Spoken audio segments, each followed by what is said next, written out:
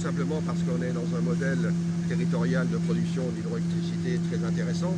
N'oublions pas que l'hydroélectricité, c'est la seule énergie complètement décarbonée, que la France s'est donné un objectif absolument ambitieux que je partage, puisque j'ai été rapporteur et nous avons trouvé un accord avec l'Assemblée nationale sur le texte de loi énergie-climat. 2050, c'est tout de suite. Et si nous voulons atteindre la neutralité carbone, il nous faut prendre des décisions. On voit hier, à travers tout le territoire, y compris dans les Vosges, il y a eu des marches pour le climat. Il y a eu des marches parce que les concitoyens considèrent qu'on va passer vite pour agir.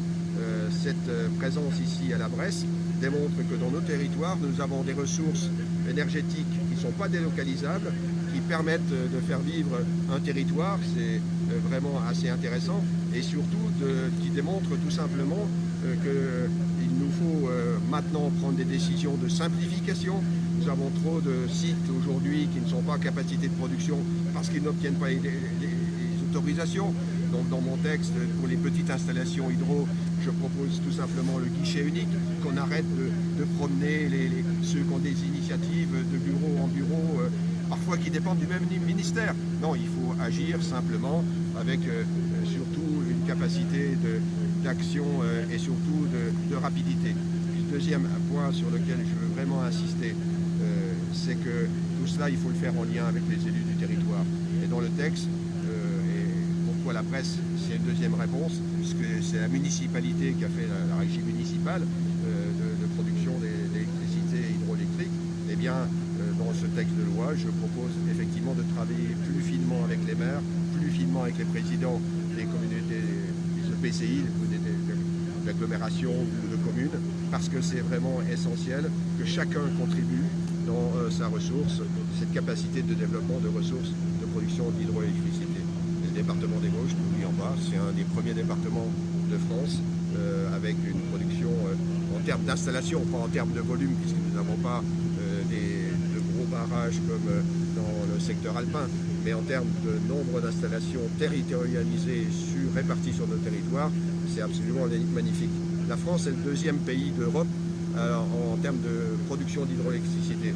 Eh bien, continuons de la développer. On ne peut pas d'un côté avoir décidé de fermer les 4 dernières centrales à charbon.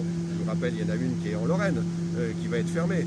On décide de les fermer non pas pour des raisons de sécurité, non pas pour des raisons de non-investissement. Ce sont des centrales, j'ai auditionné, qui avaient fait des investissements qui sont conformes, etc.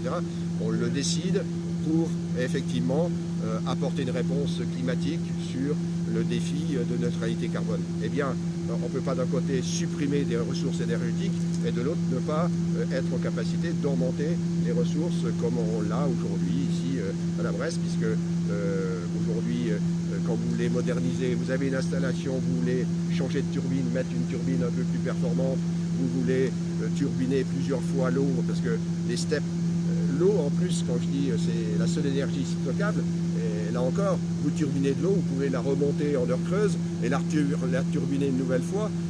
C'est quelque chose d'assez intéressant, ce qu'on n'est pas capable de faire avec de l'éolien, ce qu'on n'est pas capable de faire avec du photovoltaïque. Et puis je prends toujours un exemple, je suis favorable bien sûr aux énergies renouvelables telles que l'éolien, le photovoltaïque. Mais l'intérêt de l'eau, c'est que lorsqu'on fait le bilan carbone, je préfère avoir une turbine qui tourne répartie dans nos territoires des Vosges, plutôt que d'apporter des panneaux photovoltaïques lorsqu'ils sont produits en Asie. Quand je fais le bilan carbone, c'est pas si bon que ça. Donc si on veut être efficace pour la planète, il faut décider, il faut être cohérent. La Bresse est exemplaire au niveau hydroélectrique? La Bresse fait partie du département des Vosges, du territoire où effectivement, en termes de volume produit pour sa population, c'est plus qu'exemplaire. C'est une vieille histoire avec l'hydraulique, c'est peut-être aussi une situation géographique intéressante, mais c'est ça aussi la nature, c'est d'utiliser la nature, d'utiliser la réalité de nos territoires.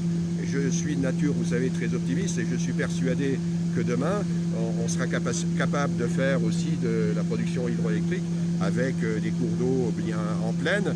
Je pense qu'il y a un projet hydrolienne qui est d'ailleurs un Vosgien qui est à l'origine de ce projet.